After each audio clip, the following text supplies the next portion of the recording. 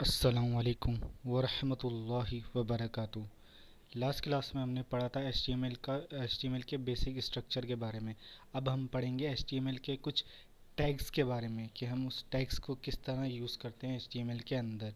सबसे पहले हम देख लेते हैं कि अगर हम अपने नोटपैड की फ़ाइल को क्लोज़ कर दें तो उसे हम किस तरह से ओपन कर सकते हैं। क्योंकि जैसा कि हम अपने फ़ोल्डर में जाते हैं, हमने लास्ट जो फाइल क्रिएट करी थी, ये यहाँ पर देख रहे हैं बाय डिफ़ॉल्ट हमारा जो है वो ब्राउज़र आइकन आ रहा है। तो इसके ऊपर अगर मैं डबल क्लिक करूँगा तो ये मेरे पास फाइल ब्राउज़र में ओपन हो जाएगी, लेकिन हमें नोटपैड प्लस प्लस पे इस फाइल को ओपन करना है। तो इस फाइल को नोटपैड प्लस प्लस पे ओपन करने के लिए हमारे पास दो तरीके हैं। सबसे पहला तरीका है कि मैं यहाँ से लेफ़्ट क्लिक करूँ, राइट क्लिक करूं, और राइट क्लिक करके यहाँ पर आपको ऑप्शन दिख रहा होगा एडिट विद नोटपैड। जैसे ही मैं इसके ऊपर क्लिक करता हूँ तो ये फाइल मेरे पास जो हमने लास्ट टाइम कोड किया था वो इस तरह से नोटपैड पे ओपन हो जाएगी। और दूसरा मेरे पास तरीका है, अगर मैं इस फाइल को यहाँ से क्लोज़ कर देता हूँ, सेकंड मेरे पास तरीका है कि मैं नोटपैड प्लस प्लस में जाता हूँ, फाइल में जाता हूँ, और आप देख रहे हैं यहाँ पर ओपन ओपन का एक मेरे पास वो है, ओपन पे जाता हूँ। जैसे मैं ओपन पे जाऊँगा तो ये मेरे पास फ़ोल्डर देगा कि बाय डिफ़ॉल्ट फ़ोल्डर होगा जहाँ पर मेरी फ़ाइल सेफ़ है, हम वहाँ जाएंगे। मैं वहाँ जाऊँगा और यहाँ पर देखें फर्स्ट पे मैं क्लिक करूँगा, इसको कर दूँगा ओपन। देखें ये मेरे पास फ़ाइल ओपन हो गई। अब यहाँ से हम पढ़ेंगे अपने HTML के कुछ बेसिक टैग्स के बारे में। देखें, बॉडी के अंदर मैं कोई भी टैग्स लिखूँ वो मेरे ब्राउज़र में डिस्प्ले होगा, लेकिन बेस्ट प्रैक्टिस ये है कि आप कोई भी टैग्स लिखें तो उसको एक टैग, किसी भी टैग के अंदर लिखें। जैसे कि हमने यहाँ पर लिखा था माय चैनल, तो माय चैनल को इस तरह से लिखने के बजाय इसका बेहतर तरीका ये है कि मैं यहाँ पर पी का टैग यूज़ करूँ। पी का टैग यूज़ होता है पैराग्राफ के लिए, तो मैंने पी को ओपन करा और एट दी एंड लर्निंग के बाद मैं यहाँ पर पी को क्लोज़ कर दूँगा। देखें, जैसे ही मैं यहाँ पर पी को क्लोज़ करता हूँ, अब मैं अपनी फ़ाइल को ब्राउज़र में ओपन करता हूँ, तो देखें यहाँ पर हमारे पास कोई चेंज नहीं आएगा। जैसे टैक्स मेरे पास वहाँ पर था वैसा ही टैक्स मेरे पास यहाँ पर है। तो बेस्ट प्रैक्टिस ये है कि मैं अपने किसी भी टैक्स को पैराग्राफ में यूज़ करूँ। पैराग्राफ को मैं यूज़ करता हूँ अगर मैं सिंगल लाइन का टैक्स लिख रहा हूँ, या मैं दो लाइन का टैक्स लिख रहा हूँ, या मैं मल्टीपल लाइन्स का टैक्स लिख रहा हूँ, टैग लिख रहा हूँ, टेक्स्ट लिख रहा हूँ, तो उसके लिए मैं जो है अपने पी को यूज़ करूँगा ताकि मेरा जो पैराग्राफ है वो सही दिखे। बेस्ट प्रैक्टिस ये है। इसके अलावा अब हम दूसरे टैग के बारे में पढ़ते हैं। दूसरा हमारा टैग है हेडिंग टैग, जिसके लिए यूज़ होता है एच। तो एच को हम यूज़ करते हैं हेडिंग के लिए, लेकिन एच के साथ आपको यहाँ स्क्रीन पे कुछ नंबर्स दिख रहे होंगे, H1, H2, H3, H4। लेकिन ये नंबर डिफाइन करते हैं हमारे हेडिंग के फाउंट साइज़ को, कि हमने जो हेडिंग डालना है तो वो कितनी बड़ी होगी या कितनी छोटी होगी। तो हमारे पास सबसे बड़ा जो फाउंट है वो हमारे पास कहलाता है H1। देखें, जैसे मैं यहाँ पर लिखता हूँ H1, तो आप देख रहे हैं यहाँ पर H1 आ गया, मैंने H1 लिखा। अब मैं यहाँ पर लिख दूँगा this is heading, this is heading. मैंने यहाँ पर हेडिंग लिखा और मैं H1 को क्लोज़ कर दूँगा यहाँ से। अब देखिए, जैसे मैंने H1 को क्लोज़ किया, मैं यहाँ पर सेव एज़ करता हूँ, तो आप देखिएगा H1 से क्या होगा। H1 से मैं यहाँ पर जाता हूँ अपने इंटरनेट एक्सप्लोरर में और इसको रिफ़्रेश करता हूँ। अब देखें मेरे पास ये आ गई हेडिंग। ये मेरी हेडिंग का सबसे बड़ा साइज़ है। जब भी मैं हेडिंग यूज़ करूँगा, हम जब भी कोई पेज बनाते हैं, पेज क्रिएट करते हैं या वेबसाइट क्रिएट करते हैं, तो उसमें हेडिंग होती है, हेडिंग लाजमी होती है। तो उस हेडिंग के लिए हम एच का टैग यूज़ करते हैं। लेकिन अब हमारे पास हेडिंग का ये फाउंड आ रहा है, मैं चाह रहा हूँ कि मेरी हेडिंग का साइज़ जो है उससे थोड़ा छोटा हो। तो उसके लिए हम अब हेडिंग के मुख्तलिफ़ साइज़ के बारे में पढ़ते हैं। तो सबसे पहला हमारा साइज़ था H1। दूसरा हमारे पास साइज़ है हेडिंग का H2। तो यहाँ पर H2 देख लेते हैं, फिर हम यहाँ पर एक कुछ भी लिख लेते हैं।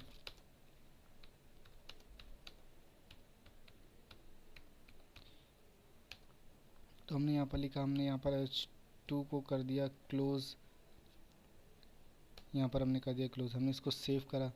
जैसे ही मैं सेव करता हूँ और अपने आइकन पे जाता हूँ यहाँ पर और इसको रिफ़्रेश करता हूँ, तब देखें ये मेरे पास दूसरा साइज़ है मेरी हेडिंग का। अब जैसे जैसे मैं साइज़ अपने नंबर को इंक्रीज़ करता जाऊँगा, मेरी हेडिंग का साइज़ स्मॉल होता जाएगा।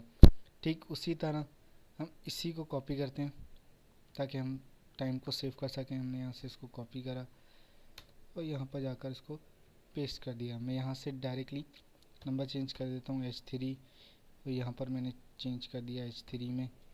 अब देखें H3 में क्या हुआ, हेडिंग का साइज़ हमारे पास और स्मॉल हो जाएगा। हम यहाँ से इसको रिफ़्रेश करते हैं, अब देखिए और स्मॉल हो गया। ठीक उसी तरह अब जैसे जैसे मैं इसको बढ़ाता जाऊँगा, हमने यहाँ H3 यूज़ किया, अब हम यहाँ H4 यूज़ करते हैं। यहाँ पर आके हम कॉपी करते हैं और यहाँ पर H4 यूज़ करते हैं। इस तरह हमारे पास टोटल 6 फॉर्म्स हैं, तो हम 6 के 6 फॉर्म्स को यहाँ पर पहले डाल लेते हैं और फिर देखते हैं हमारे नेक्स्ट उसके बारे में। हमने 4 डाल लिया, या हम 5 कर देते हैं, हमने 5 कर दिया। और लास्ट जो हमारे पास है वो है हेडिंग 6।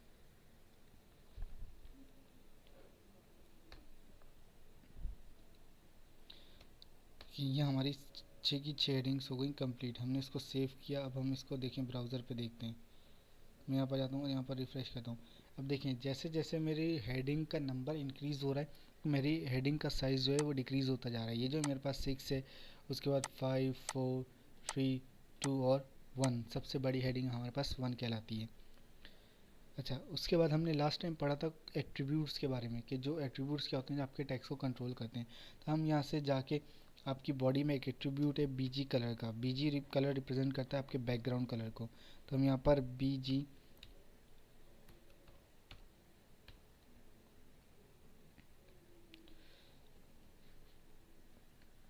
हमने बीजी कलर का टैग यूज़ किया। अब मैं यहाँ पर फॉर एग्जांपल ग्रीन करता हूँ। देखिए मैंने यहाँ पर ग्रीन कलर यूज़ किया।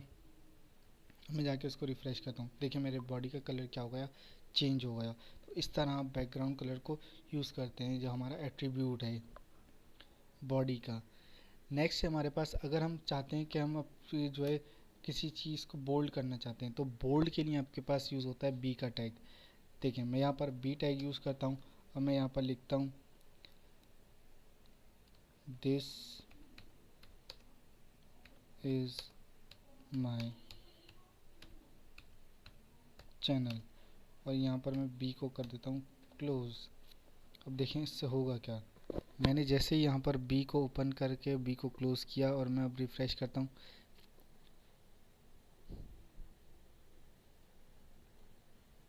तो देखें यहाँ पर मेरे पास बोल्ड का टैग है, यानी कि बोल्ड कर दिया उसने। लेकिन क्योंकि मुझे अभी दिख नहीं रहा, मैं इसको बोल्ड से पहले इसको बोल्ड को साइज़ दे देता हूँ, फॉन्ट साइज़। यहाँ पर एट्रीब्यूट हम यूज़ कर लेते हैं, या इसको हेडिंग भी यूज़ कर लेते हैं। हमने H1 यूज़ किया, यहाँ पर H1 को कर दिया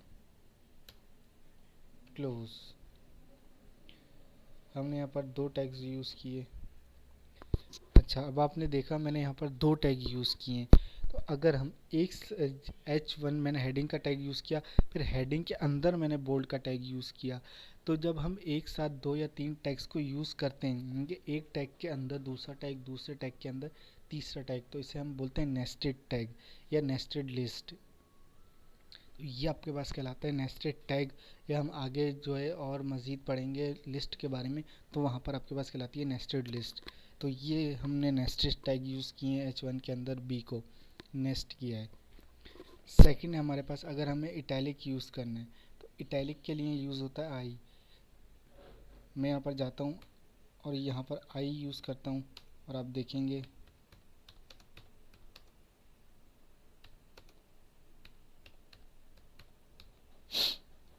देखिए मैंने यहाँ पर इटैलिक करा, मैं आई को कर देता हूँ यहाँ से क्लोज़। अब देखें इससे होगा क्या। अब जो मेरे पास टैग है, देखें नीचे जो टैग आ रहा है यहाँ पर, ये जो मेरा टैग है ये इटैलिक यानी कि थोड़ा सा तिरछा है इटैलिक साइज़ में। अब मैं चाह रहा हूँ कि मैं जो इस अंडरलाइन करना चाह रहा हूँ कि मैं कोई भी टेक्स्ट लिखूँ तो उसके साथ अंडरलाइन आए। तो उसके लिए मैं क्या करूँगा, उसके लिए मैं यू का टैग यूज़ होता है आपके पास अंडरलाइन के लिए। अब यहाँ मैं जो भी XYZ टैग्स लिखूँगा,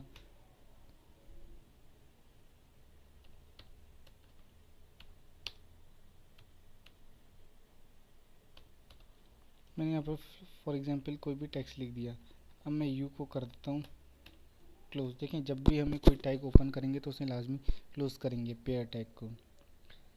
अब देखें यहाँ पर जैसे मेरे पास हेलो गाइस जो मैंने लिखा वो मेरे पास किस उसमें आ रहा है, देखें ये मेरे पास आ रहा है ये आप देख रहे हैं, ये हेलो गाइस।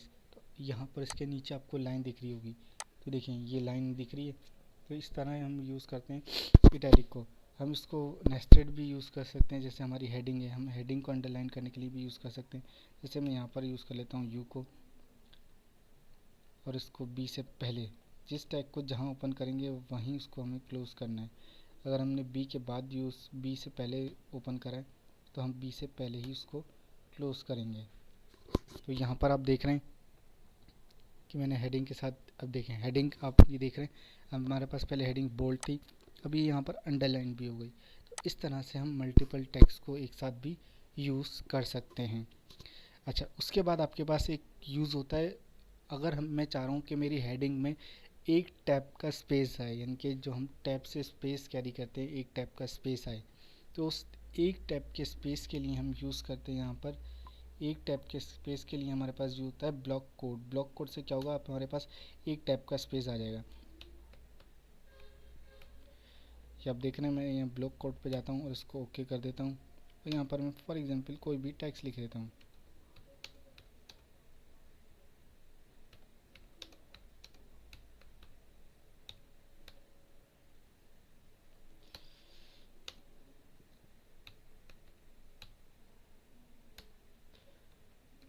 और हम यहाँ पर इसको क्लोज़ कर देते हैं।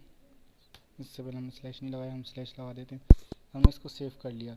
अब हम जाते हैं वापस अपनी फाइल पे और इसको रिफ़्रेश करते हैं। तो अब देखें यहाँ जो बाकी जो हमारा टेक्स्ट है उसमें कहीं भी स्पेस नहीं है, लेकिन जो मैंने यहाँ पर लिखा है ब्लॉक कोड, उसमें आप देख रहे हैं यहाँ पर आपको स्पेस दिख रहा है। तो ये एक टैब का स्पेस जो है यहाँ पर कैरी हो रहा है। तो एक टैब के स्पेस के लिए हमारे पास ब्लॉक कोड यूज़ होता है।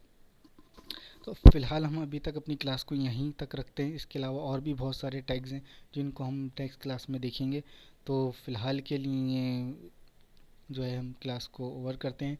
तो अगर आपने हमारा चैनल सब्सक्राइब नहीं किया तो हमारे चैनल को सब्सक्राइब करें और लाइक करें, ताकि मज़ीद और वीडियोस आपको देख सकें। तो थैंक यू एंड अल्लाह हाफिज़।